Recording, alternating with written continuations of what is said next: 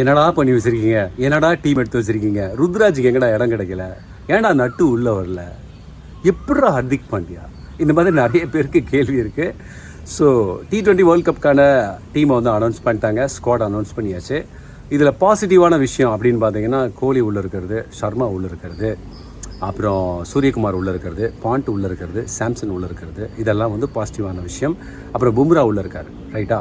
So ஆனால் T20யை பொறுத்த வரைக்கும் ஒரு ஆள் 4 ஓவர் தான் போட போகிறாங்க. கிவன் அ டே நல்ல பவுலரை வச்சு செய்வாங்க. சுமாரான பவுலர் நல்ல விக்கெட் கூட எடுத்து கொடுப்பாரு, எது வேணாலும் நடக்கலாம். ஆனால் ஃபாஸ்ட் பவுலிங் சைடில் நம்ம வீக்காக இருக்கமோ அப்படின்னு தோணுது. ஏன்னா எப்படி மும்பை இந்தியன்ஸ் வந்து ஒரே ஒரு பும்ராவை நம்பிட்டு இருக்காங்களோ அந்த மாதிரி ஒரே ஒரு பும்ராவை தான் நம்பி இந்தியன் டீம் இருக்க போகுதுன்னு நினைக்கிறேன். இந்த ப்ளூ கலர் ஜெர்சி போட்டாலே இப்படி ஒரு நிலைமைக்கு வந்துடுவாங்க போல இருக்குது. ரோஹித் சர்மா ஆஸ் அ கேப்டனாக டெஃபினட்டாக he will do his job. Team வந்து நல்லா சப்போர்ட் பண்ணுவாங்க, இல்லைன்னு சொல்ல. பட் எனக்கு ஒரே ஒரு கேள்வி தான், ஹர்திக் பாண்டியாவோடைய இன்க்ளூஷன் அவர் வந்து வைஸ் கேப்டனாக ஆக்கியிருக்காங்க. ஹர்திக் பாண்டியா ஆஸ் ஆல்ரவுண்டர் சூப்பரான பிளேயர், இல்லைன்னு சொல்ல. அவர் வந்து குஜராத் டைட்டன் டீமோடைய கேப்டன் ஆகி புது டீமை கப்பு வாங்க வச்சுருக்காரு. லாஸ்ட் சீசனில் ஃபைனல்ஸ் வரைக்கும் போய் கடைசி 2 பாலில் தான் மேட்சை விட்டாங்க, இல்லைனா கண்டினியூஸாக 2 டைம் வந்து டைட்டில் வின் பண்ணியிருந்திருப்பார். அப்படிப்பட்ட ஹர்திக் பாண்டியா மும்பை இந்தியன்ஸ் டீமுக்கு வரும்பொழுது, கேப்டனாக வரும்பொழுது அவருக்கு ஒரு பெரிய சேலஞ்ச் இருக்குது. ஏன்னா ஒரு பெரிய மலையை வந்து ரீப்ளேஸ் பண்ணணும். ரோஹித் சர்மா மாதிரி ஒரு 5 கப்பெல்லாம் அடித்து கொடுத்துருக்காரு. அப்படி ஒரு கேப்டன், அதுவும் 50 ஓவர்ஸ் மேட்ச்சில் வந்து சூப்பராக இந்தியன் டீமை வந்து கேப்டன்சி பண்ணி கொண்டு போனார். அப்படி ஒரு லெவலில் இருக்கக்கூடிய அந்த கேப்டனை ரீப்ளேஸ் பண்ணிவிட்டு நீங்கள் அங்கே போகிறீங்கன்னா எதிர்பார்ப்பு வேறு லெவலில் இருக்கும். ஹர்திக் பாண்டியாவை பொறுத்த வரைக்கும் மும்பை இந்தியன்ஸ் டீமுடைய கேப்டன் ஆனதுலேருந்து அவருடைய பர்ஃபார்மன்ஸ் சரியில்லை. இந்த சீசனில் சொதப்பி தள்ளியிருக்காரு. அவருடைய டெசிஷன்ஸ் எல்லாமே தப்பாக இருந்திருக்கு. ரோஹித் சர்மாவுடைய ஹெல்ப் அப்பப்போ எடுத்துக்கிறாரு. பட் இருந்தாலும் ரோஹித் சர்மாவுடைய ஷூஸ் வந்து ஃபீல் பண்ணுறது ரொம்ப கஷ்டமான விஷயம். எவ்ரி டைம் அவர் டீமுக்குள்ளே வருவார், நல்லா ஆரம்பிப்பார், மறுபடியும் இன்ஜூரி ஆவார், அப்புறம் ஃபிட்னஸ் ப்ராப்ளம் வெளியில் போயிடுவார். இந்த மாதிரி இருக்கக்கூடிய கண்டிஷனில் இருக்கும்போது ஹர்திக்கு வந்து நம்பி எப்படி வைஸ் கேப்டன்சி நீங்கள் கொடுக்குறீங்க? ஸோ இது ஒரு கேள்வி இருக்குது. கட்டாயமாக எனக்கு தோணுன விஷயம் தான் உங்களுக்கும் தோணியிருக்குன்னு நான் நம்புகிறேன். மற்றபடி ஹர்திக் பாண்டியா வந்து நல்லா பெர்ஃபார்ம் பண்ணி கப்பு வாங்கி கொடுக்குற அளவுக்கு நல்லா பெர்ஃபார்ம் பண்ணாருன்னா சந்தோஷமான விஷயந்தான். நம்ம எல்லாமே பேசுகிறது எல்லாமே இப்போ ரீசெண்ட் டைம்ஸில் அவங்க இருக்கக்கூடிய ஃபார்ம்ஸை வச்சு தான் நம்ம பேசுகிறோம்.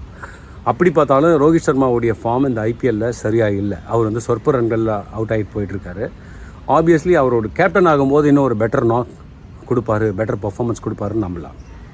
கோலி நல்ல ஃபார்மில் இருக்கார், சந்தோஷமான விஷயம். சூரியகுமார் திடீர்னு ஒரு நாள் நல்லா ஆடுறாரு, ஒரு நாள் சரியாக ஆட மாட்டேங்கிறாரு. அவரும் இன்ஜூரி முடிஞ்சு ஆப்ரேஷன்லாம் முடிஞ்சு ரெக்கவர் ஆகி இப்போ தான் உள்ளே வந்திருக்காங்க. எனக்கு ஒரே ஒரு ஹாப்பியான விஷயம் வந்து ரிஷப் பாண்ட் உள்ளே வந்திருக்கிறது, சஞ்சு சாம்சன் உள்ளே வந்திருக்கிறது. இவங்க 2 பேருமே இந்த ஐபிஎல்லில் நல்லா பெர்ஃபார்ம் பண்ணிகிட்டு இருக்காங்க. 2 பேருமே கேப்டனாக சூப்பராக பெர்ஃபார்ம் பண்ணிகிட்டு இருக்காங்க. வைஸ் கேப்டன்சி பொறுப்பை வந்து சஞ்சு சாம்சனுக்கு கொடுத்துருந்துருக்கலாம், இல்லாட்டி ரிஷப் பாண்ட்டுக்கு கொடுத்துருக்கலாம். அதுதான் எனக்கு தோணுச்சு. ஸ்பின் டிபார்ட்மெண்ட்டை பொறுத்த வரைக்கும் குல்தீப் இருக்காங்க, சஹல் இருக்காங்க, ஜடேஜா இருக்கார். So obviously spin okay. ஆனால் மீடியம் ஃபேஸை பொறுத்த வரைக்கும் சிராஜ் நம்ப முடியாது. சிராஜ் வந்து நல்ல ஒரு ரிதம் பவுலர்.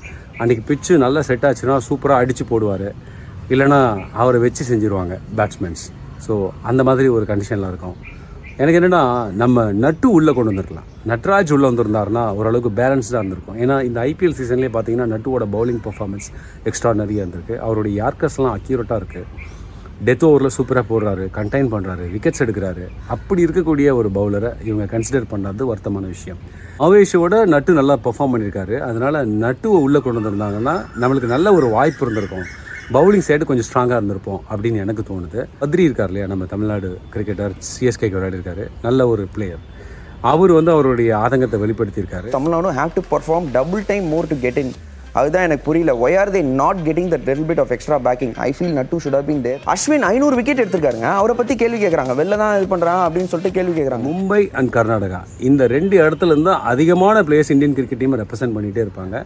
சவுத்துலேருந்து எஸ்பெஷலி தமிழ்நாட்டிலேருந்து ஒரு பிளேயர் உள்ளே போகிறதுங்கிறது வந்து குதிரை கொம்பு தான்.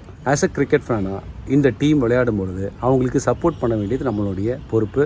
ரோஹித் சர்மா அண்ட் டீமுக்கு என்னுடைய வாழ்த்துக்கள். என்னுடைய பாயிண்ட் ஆஃப் வியூ நான் சொல்லிட்டேங்க. நீங்கள் என்ன நினைக்கிறீங்க? உங்களோட பாயிண்ட் ஆஃப் வியூலேருந்து உங்களுக்கு ஏதாவது சொல்லணும்னு நினச்சிங்கன்னா கமெண்ட்ஸில் போடுங்க. சேனலை சப்ஸ்கிரைப் பண்ணுங்கள், ஃபாலோ பண்ணுங்கள், லைக் பண்ணுங்கள், ஷேர் பண்ணுங்கள். Take care.